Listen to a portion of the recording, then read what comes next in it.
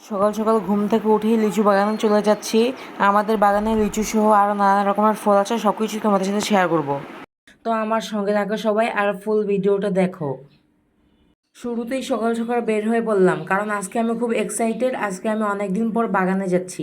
এই দেখেন আমাদের গাছের মধ্যে কতগুলো কাঁঠাল ধরেছে, ওয়াও মাশাল্লাহ।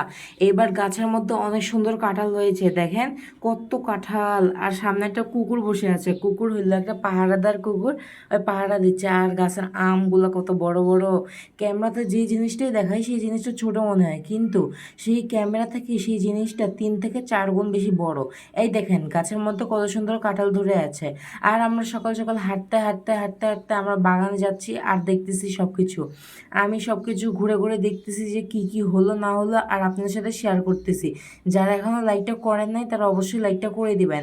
আর দেখেন কত সুন্দর লিচু, কত সুন্দর ফুল। এই দেখেন গাছের মধ্যে কত সুন্দর জবা ফুল। আপনাদের কাদের কাদের ফুল ভালো লাগে অবশ্যই বলবেন। আর এই গাছগুলোতে তো কাঁঠালের অভাব নেই। এবার অনেক কাঁঠাল হয়েছে মাশাল্লাহ। আর এই দেখেন গাছের মধ্যে কত সুন্দর লেবু। এগুলো লেবুর সেন্ট বা স্মেল, এগুলো অনেক সুন্দর। আপনাদের কাছে কেমন লাগে অবশ্যই বলবেন। এগুলো হলো বাতাবি লেবু। এই দেখেন এখন আমি সামনে যাচ্ছি, সামনে আমি দেখলাম যে আমাদের গাছের মধ্যে লিচু। তো লিচুও দেখেন পেকে কত সুন্দর লাল টকটকা হয়ে রয়েছে, রসালো লাগছে দেখতে, অনেক সুন্দর লাগছে আর খেতে ইচ্ছা করছে। যাই কয়েকটা লিচু খাই। ও আপনাদের কাছে তো জিজ্ঞাসা করাই হইলো না, আপনারা কি এই বছর লিচু খেতে পেরেছেন অবশ্যই বলবেন। মরিচ গাছগুলোতে কত সুন্দর মরিচ ধরেছে দেখুন, আর কত সুন্দর লাগছে দেখতে।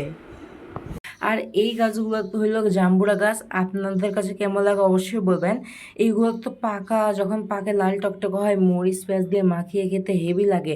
আমি যখন আপনাদের কাছে বলছি আমার মুখে পানি চলে এসেছে। এই দেখেন নদীর পাড়ে দাঁড়িয়ে দাঁড়িয়ে আঙ্কেলটার সাথে একটু গল্প করতেছি। আঙ্কেলটা নাকি তার ছেলেকে বলছে যে যা কালকে জাল পেতে এসেছে, আজকে ওইটা দেখতে আসছে নাকি মাছ ধরছে না ধরে নাই। তো তার ছেলে বলতেছে সে নাকি জালই খুঁজে পাচ্ছে না। আমরা দুজন মিলে তার সাথে কথা বলতেছি আর হাসতেছি।